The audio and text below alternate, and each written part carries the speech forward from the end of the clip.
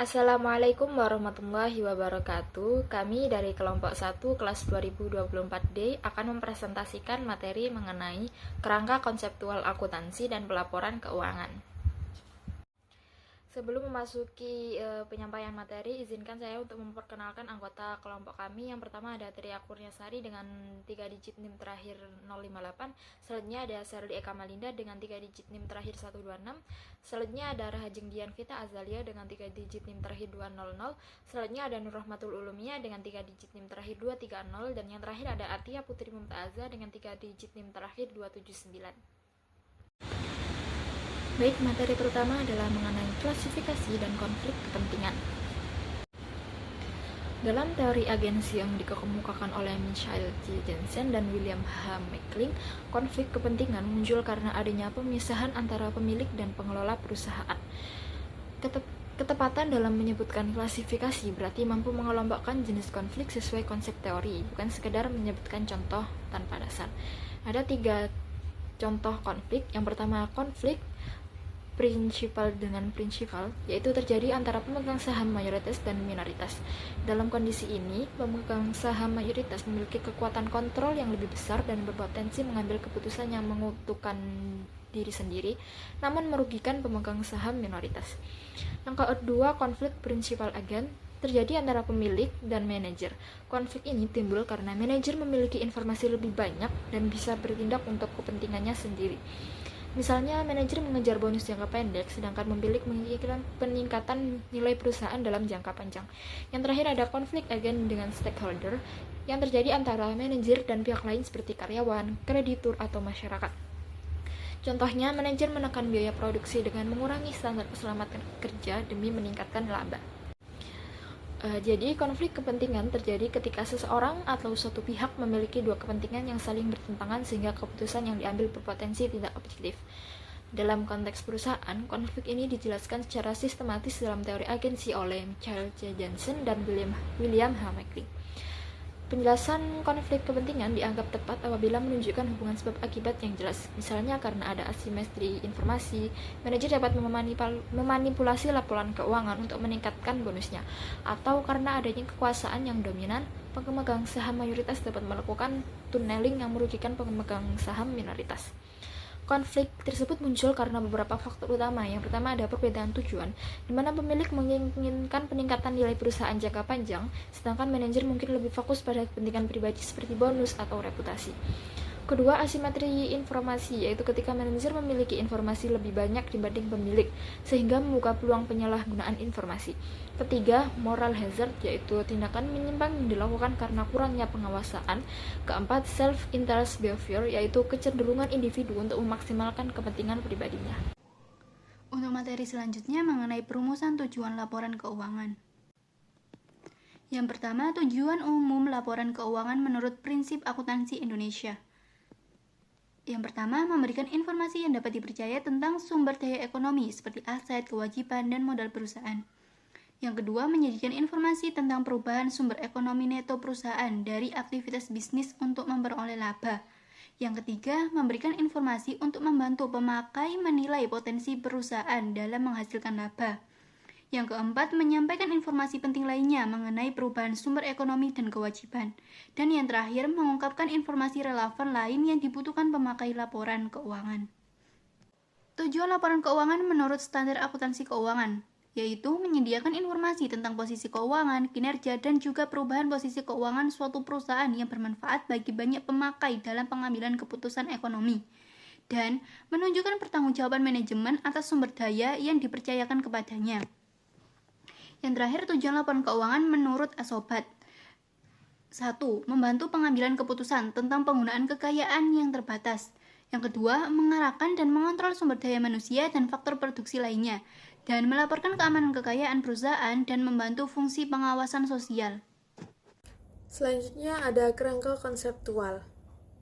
Kerangka konseptual adalah suatu konstitusi atau suatu sistem koheren dari hubungan antara tujuan dan fundamental yang dapat mendorong standar yang konsisten dan menjelaskan sifat, fungsi, dan keterbatasan akuntansi keuangan dan laporan keuangan. Tujuannya adalah memberikan petunjuk dalam menyelesaikan perselisihan yang meningkat selama proses penyusunan standar. Terdapat masalah-masalah dalam kerangka konseptual, yaitu yang pertama, pandangan mengenai laba atau penghasilan mana yang harus digunakan. Yang kedua adalah masalah pendefinisian. Yang ketiga, konsep pemeliharaan modal atau pengembangan biaya mana yang harus digunakan. Dan yang terakhir, metode pengukuran mana yang harus digunakan. Selanjutnya ada tingkatan kerangka konseptual. Terdapat 4 tingkatan dalam ruang lingkup kerangka konseptual, antara lain, tingkatan pertama bertujuan untuk menunjukkan sasaran dan maksud dari akuntansi. Tingkatan kedua terdiri dari hal-hal fundamental, meliputi karakteristik kualitatif dari informasi akuntansi dan elemen dalam laporan keuangan. Tingkatan ketiga terdapat pedoman operasional untuk menentukan dan menetapkan standar akuntansi. Dan tingkatan yang terakhir terdiri dari mekanisme penyajian yang digunakan oleh akuntansi untuk menyampaikan informasi akuntansi. Baik, selanjutnya adalah laporan-laporan lain yang terdapat dalam akuntansi. Sebelum membahas laporan-laporan lain yang terdapat dalam akuntansi, kita akan bahas terlebih dahulu 5 jenis utama laporan yang digunakan oleh setiap perusahaan untuk tahapan akuntansinya. Yang pertama ada laporan laba rugi atau biasa disebut dengan income statement. Laporan laba rugi ini menyajikan pendapatan, biaya, dan laba bersih atau kerugian bersih dari sebuah perusahaan dalam periode waktu tertentu.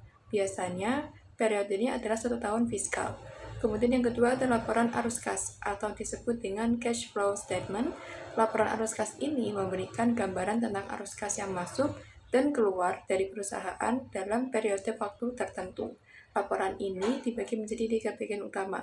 Jadi dalam laporan arus kas nanti, biaya yang ditulis adalah biaya yang berkenaan atau yang berkaitan dengan operasional, investasi, dan juga pendanaan dari perusahaan tersebut.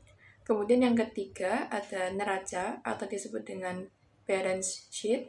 Di neraca ini mencerminkan posisi keuangan perusahaan pada suatu titik waktu tertentu. Artinya, laporan neraca ini dibuat dalam periode waktu tertentu, misalnya laporan per tanggal 31 Desember 2026. Kemudian di neraca ini terbagi menjadi aset, kewajiban, dan juga ekuitas pemilik.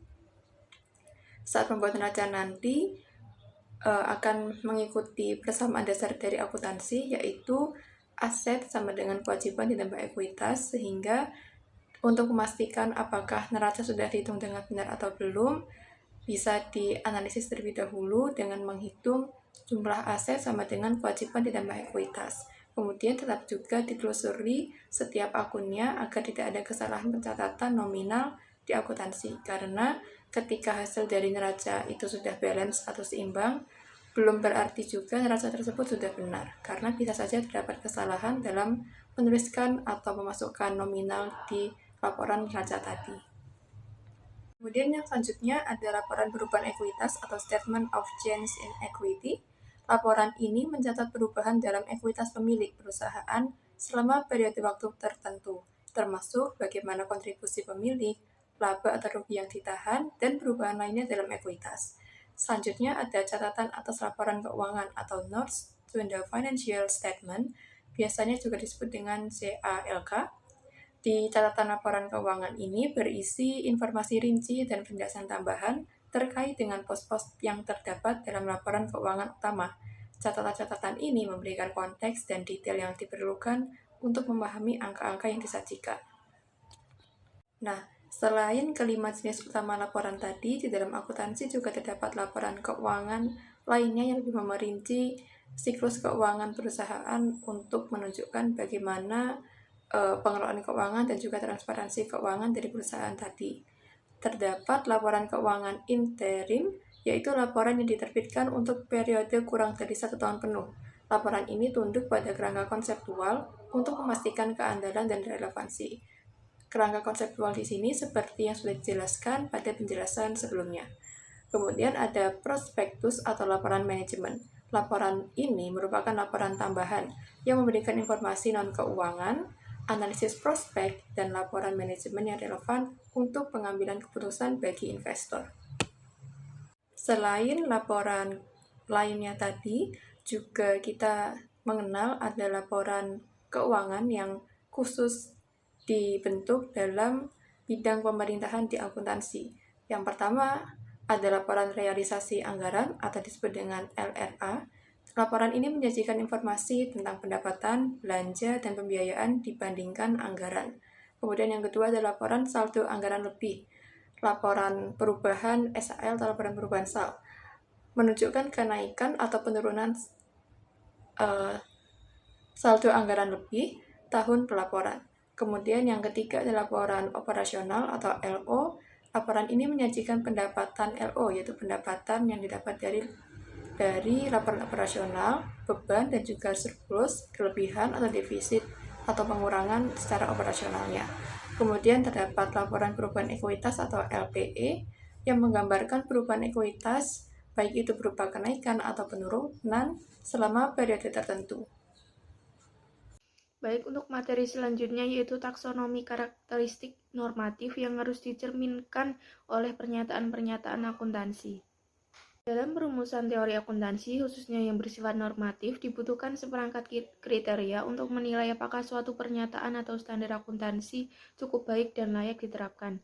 Kriteria ini disebut sebagai taksonomi karakteristik normatif, yaitu mengelompokkan sifat-sifat ideal yang seharusnya tercermin dalam pernyataan akuntansi. Berikut adalah 3 model taksonomi umum yang sangat baik mengenai karakteristik normatif yang diinginkan. Yang pertama yaitu karakteristik formasional, yang berhubungan dari pernyataan dan penilaian yang selanjutnya mengenai kegunaan yang diberikan. Yang kedua, karakteristik operasional yang berhubungan dengan mengimplementasikan dan memenuhi persyaratan-persyaratan yang diminta oleh pernyataan. Dan yang ketiga, yaitu karakteristik informasional yang berhubungan dengan kemampuan untuk menghasilkan data yang berguna dalam pengambilan keputusan. Baik, sekian presentasi dari kelompok kami. Kurang lebihnya mohon maaf. Wassalamualaikum warahmatullahi wabarakatuh.